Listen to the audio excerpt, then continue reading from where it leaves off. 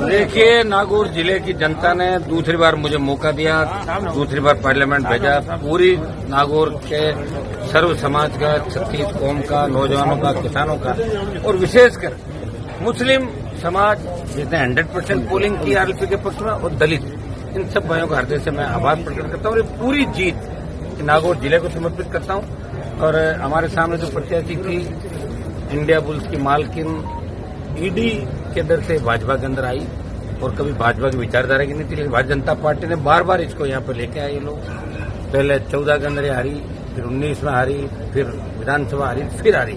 तो मुझे लगता है कि अभी तक ये पीछा छोड़ेगी नहीं। चौथा मायरा हम लोगों ने भर दिया इसका वोटों से और आगे भी होगा तो हम लोग तैयार हैं। नागौर की जनता किसी बरगलाव के अंदर नहीं आएगी। जमकर सत्ता का दुरुपयोग हुआ नागौर के अंदर, आचार संहिता की धज्जियां उड़ाई भारतीय जनता पार्टी ने, वो सारी शिकायत हम लोग करेंगे। और निश्चित रूप से जो लोकतंत्र की बात हम कह रहे हैं वो आप देख ही रहे हो, सारा लोकतंत्र सड़कों पर किस तरह दम तोड़ता नजर आ रहा है। दुर्भाग्य इस बात का कि आजादी के 75 साल बाद अगर कोई एसपी कलेक्टर बनता है और वो किसी नेता की फाटक खोलता है, किसी नेता की जीव जोरी करता है पहुंचेंगे, इससे बड़ा दुर्भाग्य नहीं हो सकता।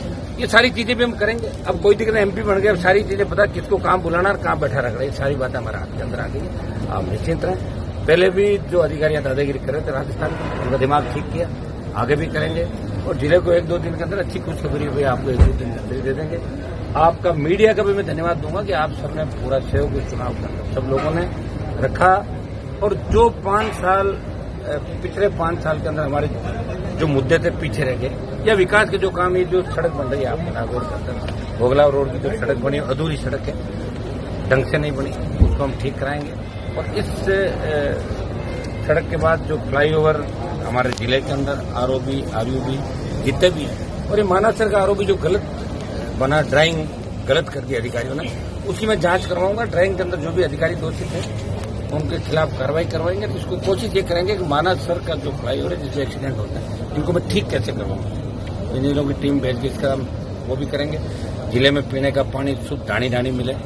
शिक्षा के क्षेत्र में हमारा जिला आगे बढ़े। जहां मैं खड़ा हूं कॉलेज के अंदर, यहाँ सब्जेक्ट नहीं हुआ करते थे। पिछले साल सारे पीजी के सब्जेक्ट युवा हम लोगों ने मिलकर जिले में करीब 2 दर्जन कॉलेज पिछले 10 साल के अंदर, केंद्रीय विद्यालय 4 खुले।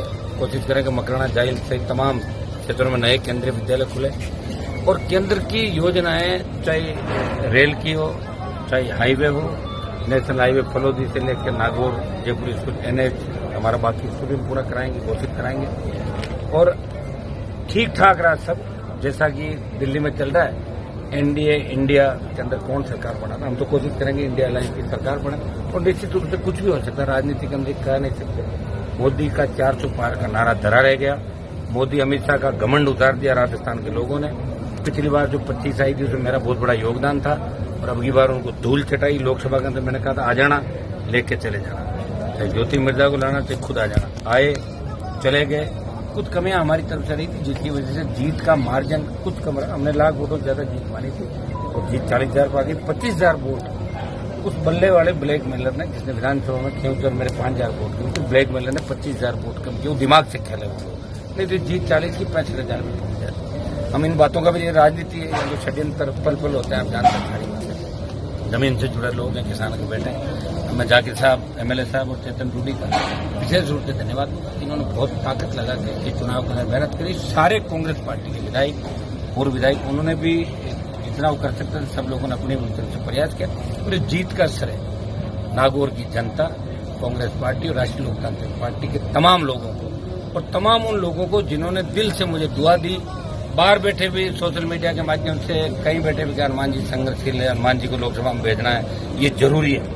और मैं तो ये कहूंगा कि मेरी जीत यहाँ पर हुई कांग्रेस की वजह से, और कांग्रेस की जो सीटें आई राजस्थान के अंदर वो RLP की वजह से आई। नहीं तो 2 बार आपने देखा होगा 25 का पार नहीं कर सके। और इस बार चुनौती देके हमने 10-11 पार कराया। और भजनलाल के अंदर जरा सी भी नैतिकता है, उसको त्याग पत्र देना चाहिए। नहीं देगा तो आपको जाना ही पड़ेगा। तो तय हो गया कि उनको वही काम देखना जो पार्टी कार्यालय